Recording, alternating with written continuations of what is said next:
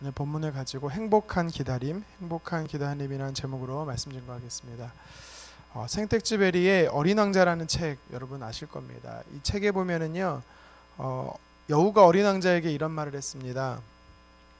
만약 내가 오후 4시에 온다면 난 3시부터 행복해지기 시작할 거야. 행복한 기다림이 어떤 의미인지를 이야기하는 것이지요.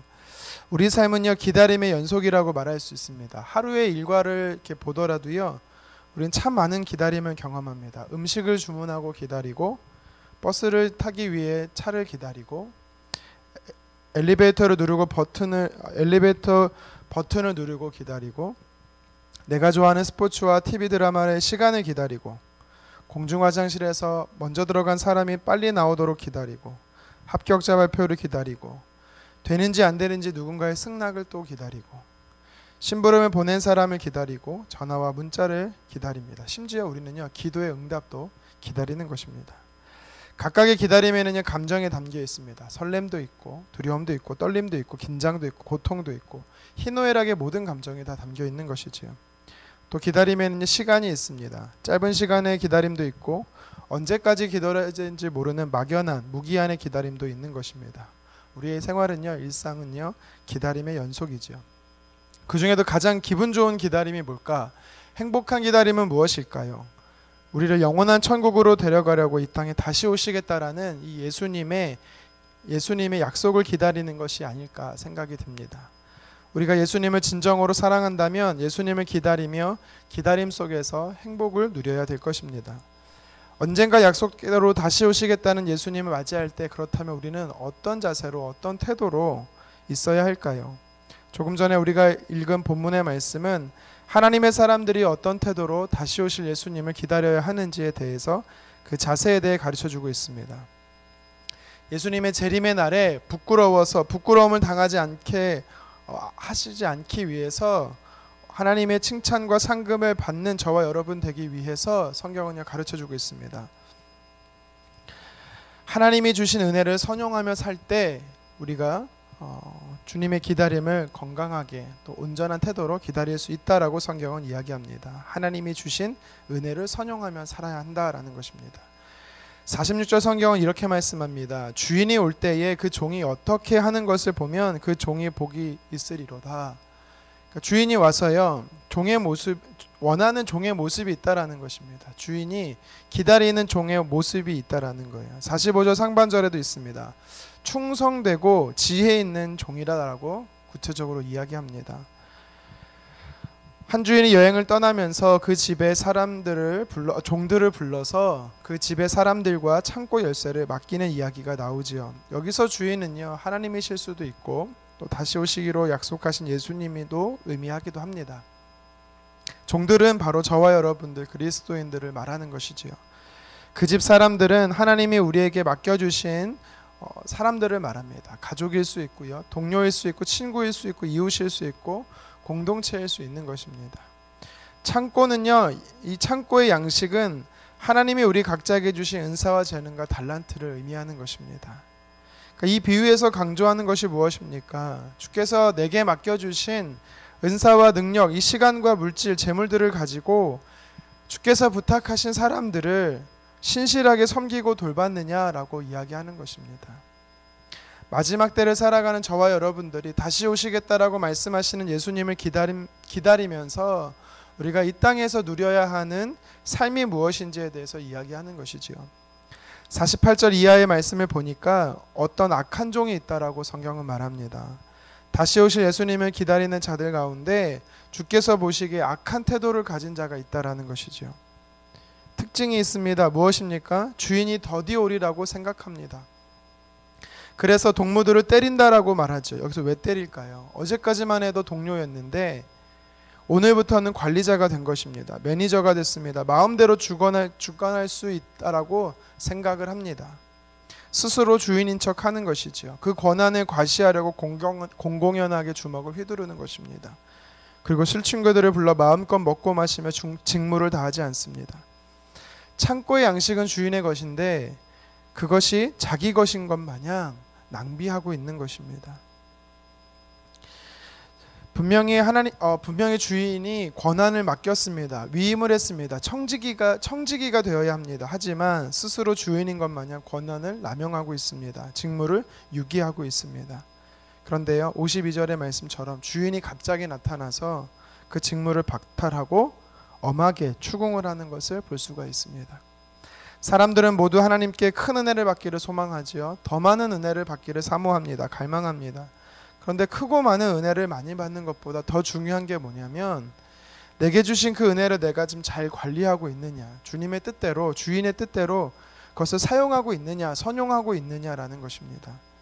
큰 은혜를 아무리 많이 받아도 주인의 뜻대로 선용할 줄 모르면 그것을 남용한다라면요, 적게 받은 사람보다요 안 받는 것보다 못한 것입니다. 하나님은요, 우리들에게 더 많은 것을 주기 원하십니다. 온갖 좋은 은혜를 넘치도록 부어주고 싶어 하시는 분이 바로 저와 여러분들의 하나님이시지요. 그런데 잘 관리할 만한 사람이 보이지 않아서 그것을 찾고 계시는 분이 바로 우리의 주인 되시는 주님입니다. 오늘 본문 45절 성경 말씀을 다시 한번 읽어보도록 하겠습니다. 충성되고 지혜 있는 종이 되어 주인에게 그 집 사람들을 맡아 때를 따라 양식을 나눠줄 자가 누구냐 하고 성경은 이야기하지요. 예수님께서 다시 오실 때까지 하나님은 지금도 충성되고 지혜 있는 사람을, 그 종을 찾고 계십니다. 하나님의 사람들인 저와 여러분들이 어떤 자세로, 어떤 모습으로 다시 오실 예수님을 기다려야 하는지에 대해서 이야기하는 것입니다.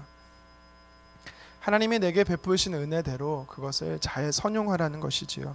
하나님의 뜻대로 사용해야 된다라는 것입니다. 그것이 내 것이 아니라 우리는 그것을 관리해야 되는 청직이라는 것입니다.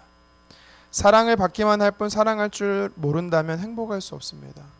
축복을 받기만 할 뿐 그 받은 복을 쌓아두기만 할 뿐 나누지 못한다라면 그 사람은 행복한 사람이 아닙니다. 은혜를 많이 받아 기쁨이 충만해도 그것을 소그룹 공동체에서 교회 안에서 나누지 못한다라면 그것은요, 금방 사라지고 마는 것입니다. 병든 자를 치유할 수 있는 신유의 은사를 가지고 있고 산을 옮길 만한 믿음의 은사가 있어도 그것을 사용하지 않는다라면 그것은 아무 의미가 없는 것입니다.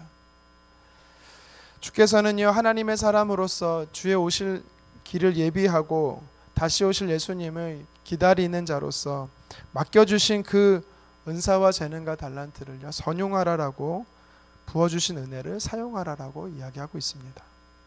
우리가 잘 아는 헨리 나우엔이라는 분은요, 하버드 대학교 교수의 직을요 거절했습니다. 도리어 장애아동 학교의 교사로 그는요 일을 했습니다. 누군가 묻습니다. 왜 그런 결정을 했습니까? 그가 이렇게 대답합니다. 내가 세상적으로 유명해지고 높은 자리에 앉아 있을 때는 예수님을 발견하지 못했습니다. 오히려 내가 공원에서 지체 부자유자를 만났을 때 그에게서 예수님을 발견했습니다. 그래서 나는 예수님이 계신 그 장소로 갑니다. 이 헬리나우에는요, 하나님께 받은 것을 가지고 하나님의 뜻에 따라서 선용하기를 원했던 사람입니다. 다시 오실 예수님을 기다리는 자로서 행복한 기다림을 추구하고 싶었던 자였던 것이죠. 한 사람을 더 소개하고 싶습니다. 유머가 인생을 바꾼다라는 책의 저자인 이 김진배 유머 연구가라는 사람이 있습니다. 그는요, 어려서부터 내성적이었고 소심한 성격의 사람이었습니다. 학교에서 한마디도 안 하고 집에 돌아오는 날이 많았습니다. 그래서 그의 별명은요, 남잔데도 기집애였습니다. 모두 김진배 씨를 우습게 여기고 왕따시키고 그가 아무리 공부를 잘해도 인정해주지 않았습니다. 그런데 어느 날 그가 어쩌다 몇 마디 말을 건넸는데 그것을 친구들을 웃긴 거예요. 친구들이 자신에게 관심을 가져주기 시작한 것입니다. 너무 놀랐습니다. 그래서 이 김진배 씨는요, 나에게 웃길 수 있는 재주가 있구나 생각을 하고 어떻게 하면 사람을 웃길 수 있을까 연구하기 시작했습니다. 대학에 들어가서는 응원단장도 하고 많은 사람들 앞에 적극적으로 나섰습니다. 그는요, 자기가 무엇을 잘하는지 알고 그것을 사용할 수 있는 사람이었습니다. 그래서 지금은요, 자신의 은사를 활용해서 전국적으로 다니며 강연을 하는 유명 강사가 되었습니다. 하나님은 나에게 아무 은사도 주지 않았어 라고 말하는 사람이 간혹 있습니다. 하지만 그 말은 틀린 표현입니다. 우리가 마태복음 25장에 가서도 살펴보겠지만 달란트 비유를 보면 주인이 종들에게요, 각각의 종들을 부릅니다. 5달란트, 2달란트, 1달란트를 나눠주지요. 이 말씀은 뜻은 무엇이냐면 사람마다 달란트의 차이, 은사의 차이가 있을 뿐이지 하나님께 받지 못한 사람은 없다라는 것이지요. 우리가 한 달란트 받은 거에 대해서 굉장히 실망하는 경우를 보게 됩니다. 저도 마찬가지였습니다. 그런데 실상은 그렇지 않지요. 한 달란트의 가치가요 엄청난 가치입니다. 6천 데나리온의 가치인데요. 한 데나리온은 하루 노동자의 품삯입니다. 그러니까 한 달란트는요 6천일의 품삯을 받은 것이지요. 오늘날로 계산했을 때 최소 하루에 10만 원의 노동자의 품삯이라고 했을 때 한순간에 6억 원을 주인에게 받은 것입니다. 지금도 엄청 큰 돈이죠. 그런데 하나님께서 맡겨주신 것을 가지고 묻어두고 하나님이 자기에게 조금밖에 주지 않았다라고 불평하거나 이것을 가지고는 아무것도 할 수 없다라고 원망하고 투정하는 자가 있다라면 그것이 크든 작든 활용할 줄 모르는 사람인 것입니다. 내가 말을 잘합니까? 아니면 손재주가 좋습니까? 그러면 그것을 사용해야 되는 것입니다. 위로하는 능력이나 기도의 능력이나 사람들에게 소그룹을 잘 인도하는 능력이 있습니까? 그러면 그것을 가지고 몸된 교회를 잘 섬겨야 되는 것입니다. 말씀을 정리합니다. 다시 오실 예수님을 향한 여러분들의 기다림은 무엇입니까? 불안하고 두려움의 기다림입니까? 아니면 기대가 되고 가슴 설레는 기다림입니까? 다시 오실 예수님을 기다리면서 저와 여러분들은 해야 할 것이 있습니다. 그것이 무엇입니까? 하나님께서 내게 맡겨주신 그 은혜를 사모하며 그것을 충성되게 활용하는 것입니다. 주인 되신 예수님은 다시 오십니다. 그리고 다시 오셔서 우리 각 사람에게 이미 주신 그 은사와 재능과 달란트를 결산하시겠다라고 말합니다. 그렇기 때문에 우리는요 받은 은혜를 감사하고 사모하고 그것을 활용할 수 있어야 하는 것입니다. 하나님의 뜻에 따라서 선용할 수 있어야 되는 것입니다. 마지막 때의 주님을 행복하게 기다리는 삶의 태도가 바로 내게 주신 것, 그것이 한 달란트가 되었던 5달란트가 되었던 그것을 가지고 선용할 수 있는 사람이 바로 주님께서 다시 오심을 마지막 때에 행복하게 기다리는 사람인 것입니다. 오늘 하루도 저와 여러분들이 하나님 다시 오실 예수님을 기다리면서 충성되고 지혜로운 사람이 되기를 간절히 소망합니다. 오늘도 내게 맡겨주신 사람들, 내게 허락된 그 양식들을 가지고 하나님을 기쁘시게 할 수 있는 하루 되기를 주님의 이름으로 축원합니다. 기도하겠습니다.